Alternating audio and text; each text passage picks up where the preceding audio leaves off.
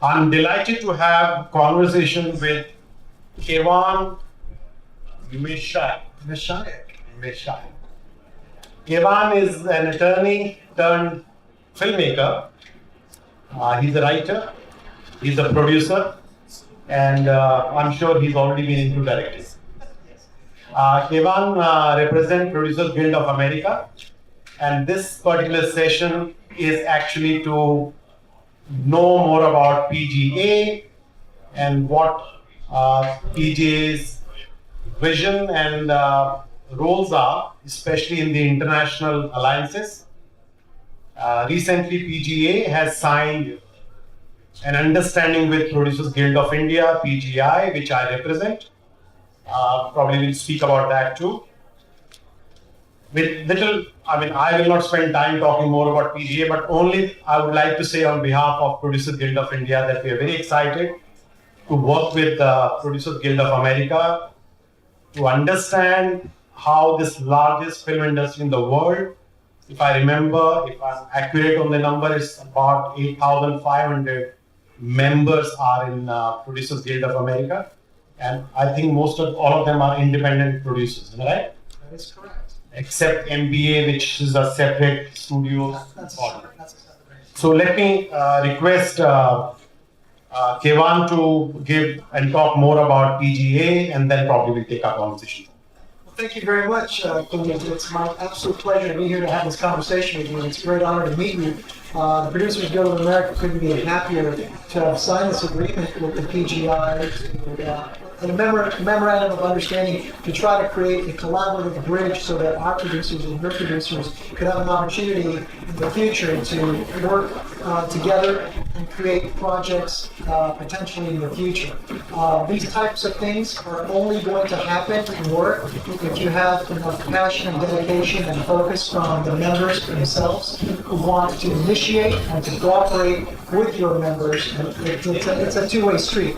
So knowing the fact that India is a massive film market, I was very excited to try to get this thing off the ground because our organization, Producers Guild of America, is about 8,500 members of the producing team, which includes film, television, and multimedia. So it's imperative to understand in this day and age where we are in a platform-agnostic world. There's multiple ways to create content and have that content consumed by the people out there. So, and the fact that India plays such an enormous role in content creation, very excited to make sure that this thing has a chance to grow. So, with that in mind, I want to thank you very much for inviting me here to speak with you.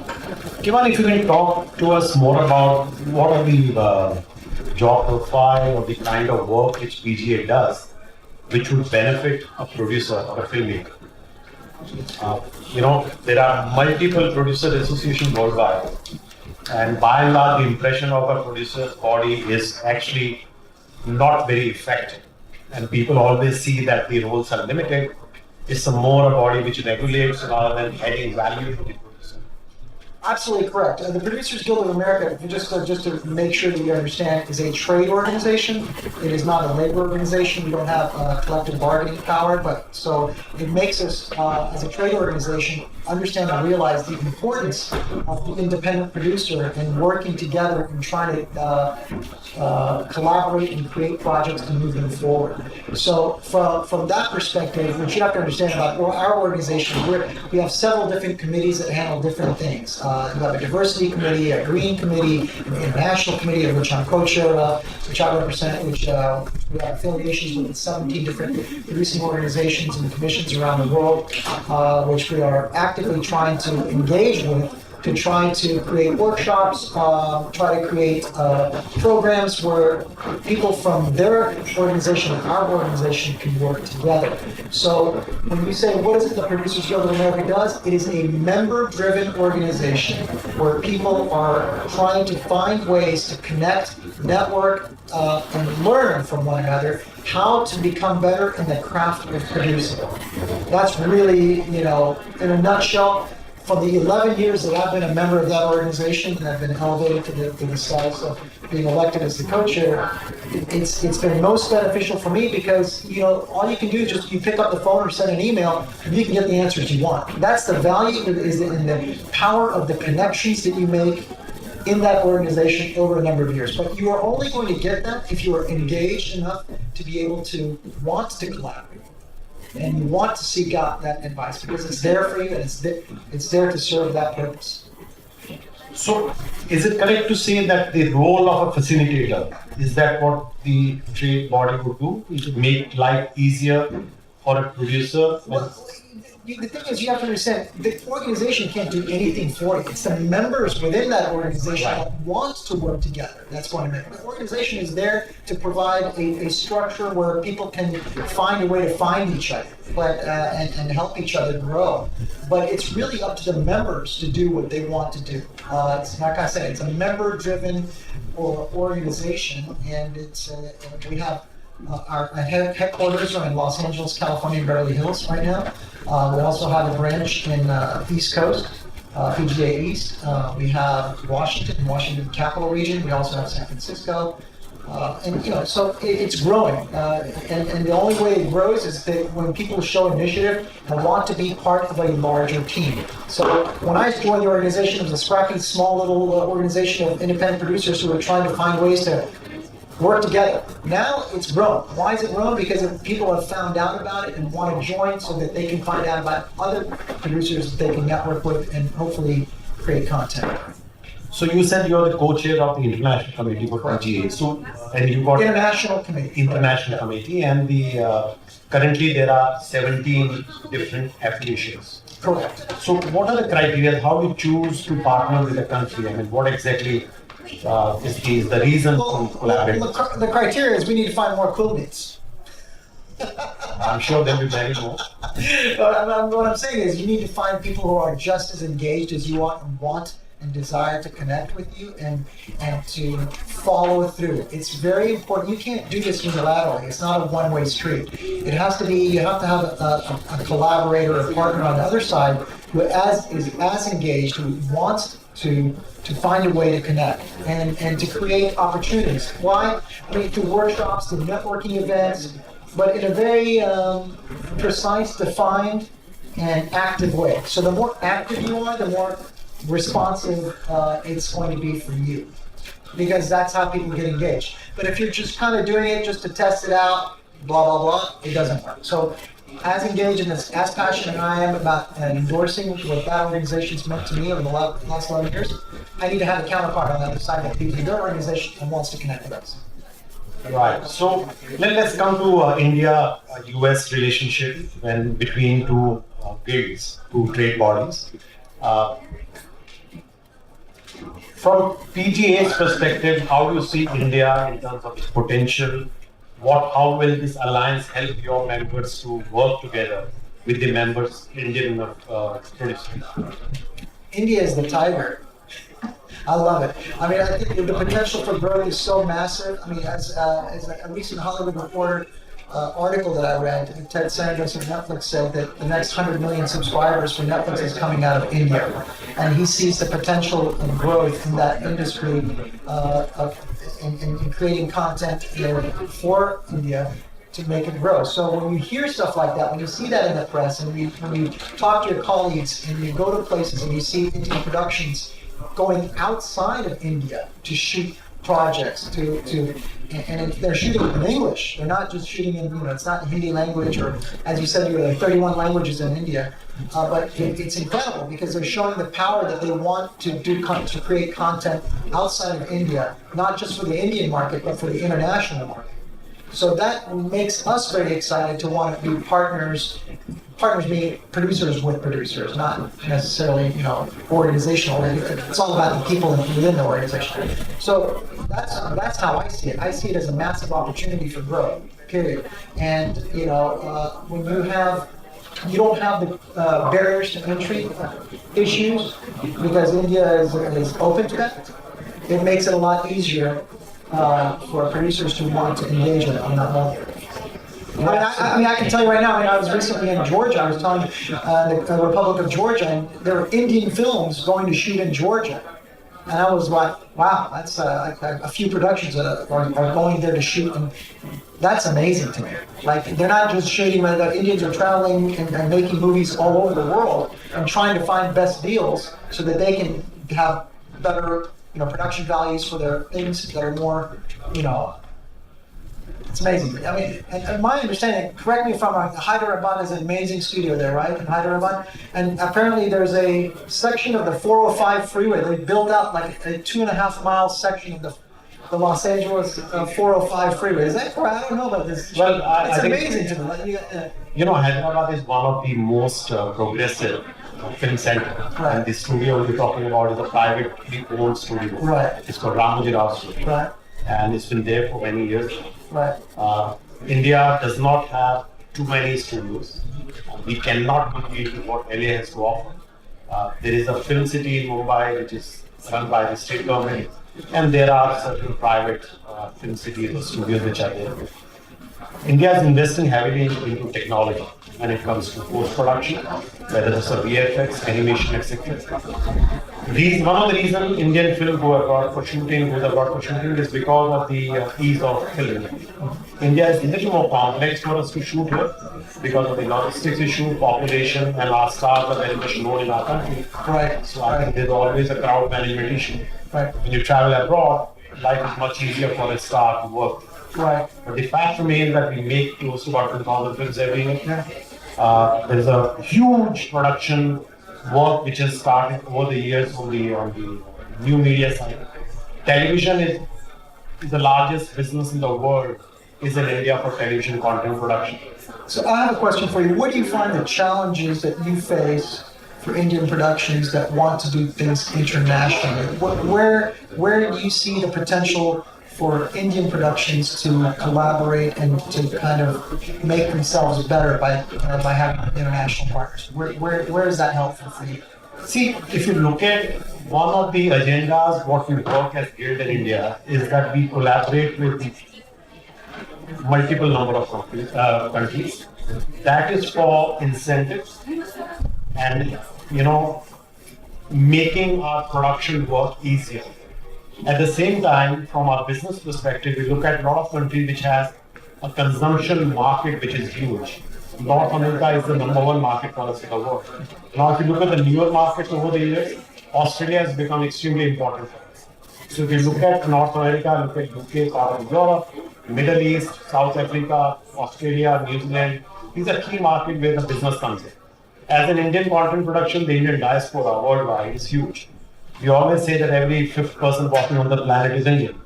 So there's actually fantastic Indian film festivals in my hometown where I grew up of Houston, Texas, and also in Los Angeles. There's great ones.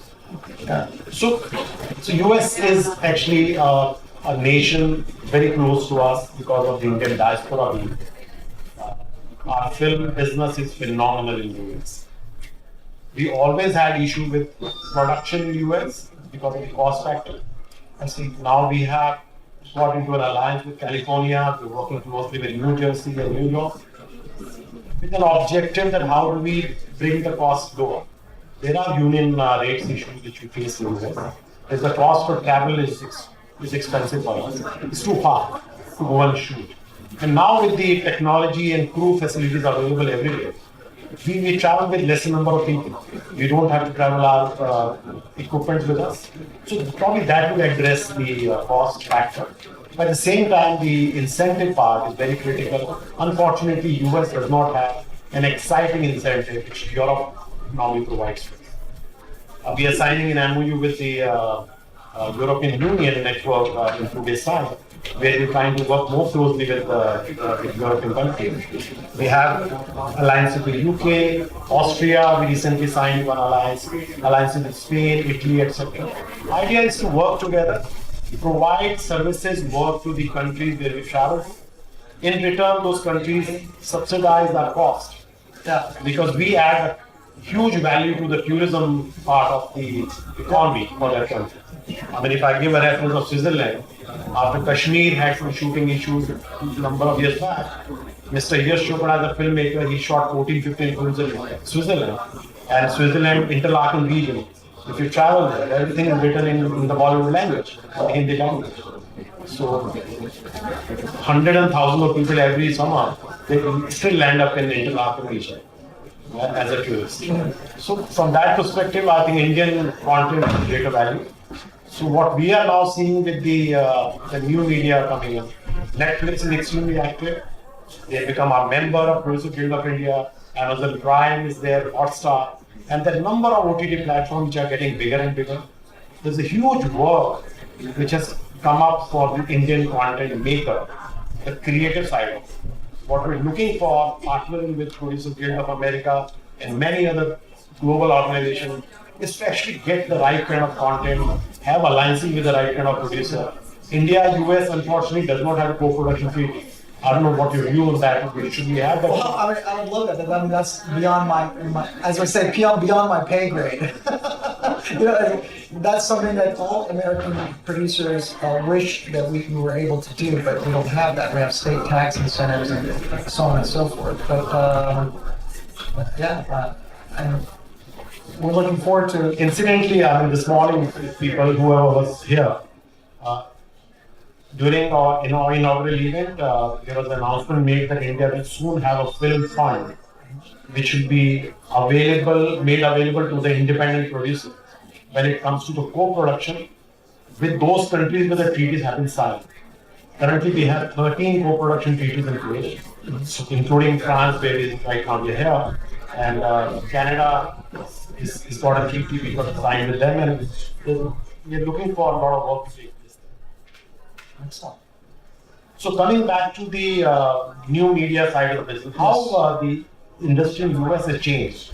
Now the traditional content made for theater, cinema halls. Well, I mean, you just need to realize that we've all become platform agnostic. How you consume content has become so diverse. The choices are immense. But that doesn't mean that, the theatrical business is dead by any stretch of the imagination. Matter of fact, if you look at it, it's grown by certain percentages in certain areas around the world. And that means there's still demand for that type of entertainment, collective entertainment type of experience. When you go to a movie theater and you sit there and you watch something on the big screen, there's a feeling of being in this, we have this shared emotion. What's happening on the screen, and you collectively consume that, and like, wow, it gives off a certain energy. But that's only with certain content that's up there that's cinematic, and how we define cinema is different from one generation to another. So, for somebody who's younger who doesn't know any better and just is, consuming the content on their phone, their iPad, they don't care how they see it. And with all the OTT things that are available out there. Well, I mean, you have something for everyone. So it's affected everything and everyone. But so this content explosion that we're dealing with, the biggest challenge is curation. How do you find what's good? I mean, if you turn on an SVOD streaming service and you're trying to find something that you really want, how hard is it for you to find exactly what you're looking for? Because if you don't know about it from somebody telling you, there's not enough advertising or marketing dollars that can come to you and they say, oh, Kulmeet, these are the things that you should watch that's going to be worth your precious time. So, and by the way, I heard that, for Netflix, for example, I'm giving you an example, they said the greatest challenge, for them is not the other streaming services, it's the gaming industry. That's massive. That takes away eyeballs from their streaming service. This is something that I read, which I found very interesting because, while all the big companies out there like Disney and Time Warner, and Hulu and Amazon and Apple, all are trying to compete and create their own thing. But what they're all forgetting is within the younger generation, gaming is taking away a lot of eyeballs. Also, what would that reason be? Is it that because gaming is interactive. Right. So interactive media, interactive content is a lot more engaging. You're not just sitting back and consuming as a passive person. You are in the game. You are participating in that movie. Right. Tell me, since we're talking about OTT platforms, is the content which is now made in India, say, for example, for Netflix, how that is being received or perceived by the audience viewers? God knows. I mean, honestly, me personally, I was telling you outside, I'm hooked on Sacred Games. I mean, that's a fantastic show. And as I was explaining to you before, for somebody who doesn't know anything about Indian history, the way they took that storyline and incorporated Indian history to a crime thriller is phenomenal. Because while you're being educated when you don't know and ignorant about how Indian history has evolved over the years, and you're putting in that story, you're into the story because of the storyline, but you're also learning something. That you didn't know about. So if you can learn something that's real and it's also entertaining, bingo. Yeah, You've got my attention for those. I mean, I was binging it, I can tell you right now. good news is the OTT platforms such as Netflix and Prime and Hotstar, they are seriously into Indian market and investing heavily on the content creation. But the challenge always remains for an OTT platform is the content which is different, which you normally don't find on a part of the television network, or you don't even watch in a cinema hall. I mean, that's where the creativity comes in. Now there's various alliances on content. The remakes which are in India are becoming larger and larger. Of late, a lot of films which have been bought over by producers have been remade in Indian language, have done phenomenally well. So I think the audience is getting more ready, thanks to OTT platform, to look at newer content, especially the thriller side of it. That's how it seems to be working. And I'm sure when we consume in India a lot of content which we never used to consume earlier because we never had access to it. Now because of the OTT platforms, even the subtitle content of belonging to even European nations or Middle East or various other countries, Turkey for example, is just getting very popular and bigger and bigger. That's, I'm sure the Indian content will have that kind of market to be, kind of consumed all over the world. So, one question I have for you is how much of your consumers do you think are interested in international rather than Indian? see, That's a very broad. Yeah, let me give you an example. I want for my own education. There's a film called Avengers, the new film. Yeah. It has broken all records. It is, as of now, the third largest viewed cinema in the history of India, including local language cinema. So if I take Bahubali and take Dangal, probably this is the third largest in terms of its box office. The film has been dubbed in 3 languages. Apart from English, which we always say is 8 to 10% of Indian market, box office market, the film has been dubbed in Hindi, Telugu, and Tamil. Now these numbers have excited Hollywood studios so much. The next big film, which is the tentpole title, is called Fast and Furious, which probably is getting dubbed in 7 languages. So the competition, earlier you said that we don't have entry barriers. And the fact remaining that tomorrow, if every Hollywood film is going to be giving competition to a regional cinema, because they're going to get dubbed, and with the limited number of screens we have, India is the most under-screened market in the world. How many screens? We have operational screens of 9,000. Wow. For a population of 1.35 billion people. And we have, 36,000 in the US. China has touched about 60,000 screens. Don't quote me on the 36,000, by the way. I do not want to be quoted. So, I mean, we're a long way to go, and we have a very strong Indian government presence here in Cannes. They made some very exciting announcement in the morning, and let me share, although it's not been officially mentioned this morning, but I can tell you the priority for Indian government is also now to create a model where they can invest along with the private investor to build more number of screens in it. So the objective is to take the number of 9,000 up to 20,000 or 30,000 next 5 years. So what we're trying to do is that we're trying to build cinema experience in smaller towns. Wow. So the larger towns will have access to broadband and they can watch Netflix and they have multiplex cinema halls. The B towns and C towns, this is the option of entertainment which we want to provide. And it is also being proven in India that the real estate business or the malls, they do much better business if the cinema hall is part of that particular shopping experience. Yeah. So I think it's a combination. This is what it worked very well in China. China, the entire growth has come in the B town and C town. So these are the options they made available to the average Chinese population. Okay, I think with the time we have, I have a last question for you. Yes, sir. And so that is about, if I got the name right, I was hoping to see Cannestastic series. This year I have not seen on YouTube. Where is that?